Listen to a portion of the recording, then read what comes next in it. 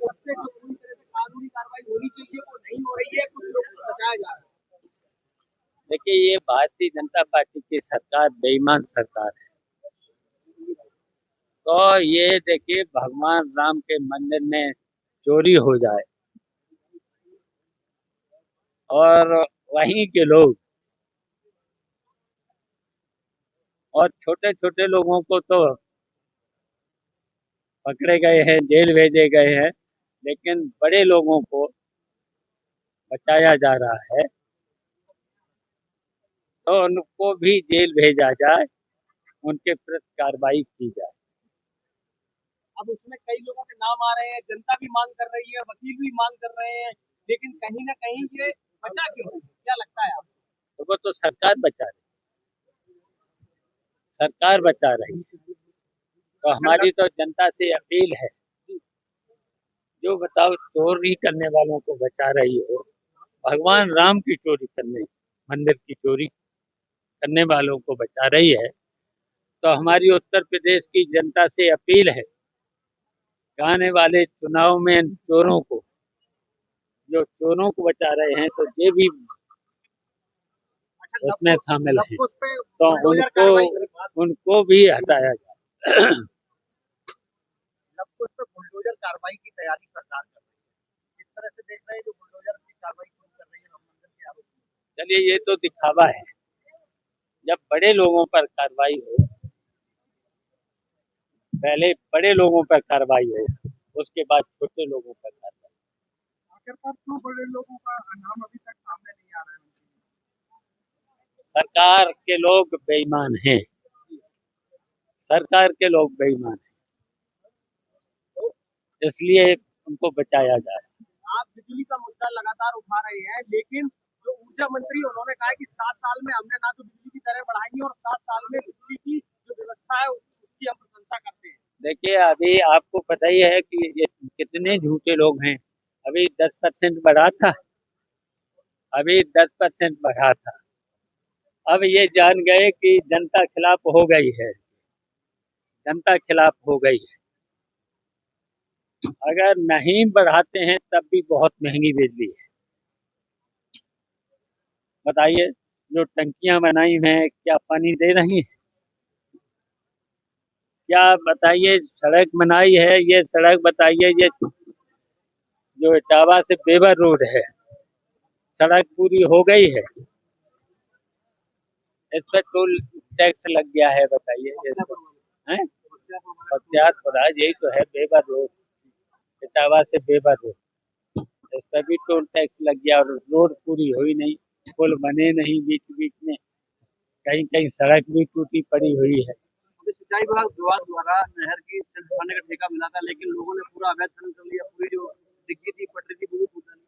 तो वो तो यहाँ के अधिकारियों के इशारे पर और कुछ यहाँ के भारतीय जनता पार्टी के लोग हैं, उनके इशारे पर। ऐसे कैसे चोरी कर ले जाएंगे? मंत्री जी ओम प्रकाश राजभर ने कहा है सपा के लिए कि यादववादी पार्टी है, सपा दलितों का अपमान करती है, उनके लिए अब उनके लिए हम क्या करें, बताओ।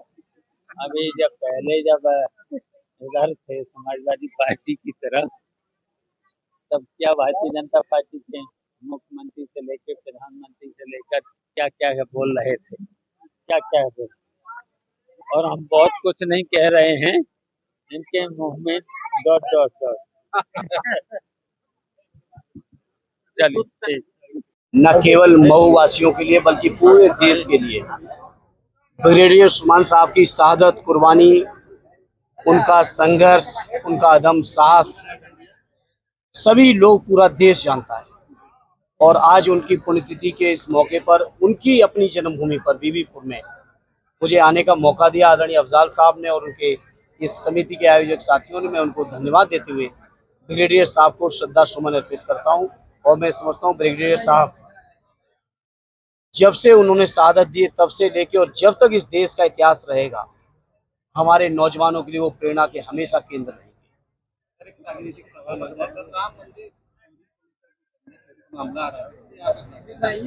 बड़ी मछलियां अब उसके बारे में लगातार हमारे राष्ट्रीय अध्यक्ष जी कह रहे हैं, और राष्ट्रीय अध्यक्ष जी ने ही इस बात का खुलासा किया है। और मैं समझता हूँ देश की जनता के सामने सच्चाई आई है और लोगों बहुत आहत हुए हैं। जिन लोगों ने अपने पूरे मनोभाव के साथ सहयोग किया था मंदिर निर्माण में, अपनी भावनाओं से सहयोग किया था, सबसे ज़्यादा वो लोग आहत हैं आज। और मैं समझता हूँ इस तरह का कृत्य हमने कभी नहीं सुना, शायद आपने भी कभी नहीं सुना होगा। और इस बात से पोल खुल गई उन लोगों की जो लोग केवल राम भक्ति के नाम पर केवल चंदा जुटा रहे थे और समय आने पर उन्होंने भगवान राम को भी ठगने में नहीं चूके, जनता को क्या चूकेंगे। आजमगढ़ में प्रकाश राजभर सक्रिय हैं, क्या दलितों का पिछड़ों का समाजवादी पार्टी में शोषण होता है? ऐसा है, उनसे कहिए चिंता न करें। मऊ के लोगों ने पूरे पूर्वांचल की ऐतिहासिक हार हरा के भेजा है और आजमगढ़ के सांसद होने के नाते मैं इतना ही कहूंगा कि मऊ के लोगों ने जो किया है उस परंपरा को और आगे आजमगढ़ वाले बढ़ाएं। राजनीति क्यों छोड़ रहे हैं? अब इसका जवाब वो देंगे कि हम देंगे। उनसे कहो हमारी चिंता न करें, अपनी चिंता करें। दिल्ली की सरकार, लखनऊ की सरकार, सारे लोगों को अकेले माननीय अखिलेश यादव जी ने उत्तर प्रदेश की सबसे बड़ी पार्टी समाजवादी बना दी और जितनी अकेले समाजवादी पार्टी जीती उनका पूरा गठबंधन नहीं जीता है। हमारे तो गठबंधन के 6-7 ही अतिरिक्त जीते हैं और वो भी तब जब हर स्तर की बेईमानी की है तब।